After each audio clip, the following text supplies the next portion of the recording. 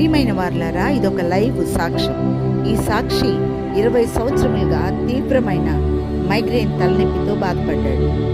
ఈ వ్యాధికి కారణం ఒక దుష్టాత్మ అని మీరు నమ్మగలరా? అయితే వినండి, ఇది నా భర్త గురించిన సాక్ష్యం. తను 14వ సంవత్సరం వయసు నుంచి 36 సంవత్సరాల వయసు వరకు ఈ మైగ్రేన్ హెడేక్తో సంవత్సరానికి నెల రోజులు ఖచ్చితంగా ఈ హెడేక్ వచ్చేది. ఎంతో తిప్పలు పడ్డాడు, ఎన్నో మందులు వాడాము, ఎంతోమంది డాక్టర్లను సంప్రదించాము, అయినా ఫలితం లేకుండా పోయింది.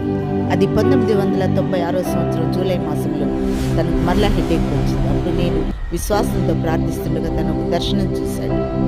తన తలలో నుంచి ఒక కార్టూన్ షేప్డ్ పర్సన్ దూకి ఇంటి ఫెన్సింగ్ బాల్ దూకి రోడ్డు మీద పరిగెత్తుతూ మాయమైపోయినాడు. అప్పుడు అతను తన తల చుట్టూ కొన్ని కట్లు విప్పబడినట్లు అప్పుడు ఎంత ప్రశాంతంగా చూశాను.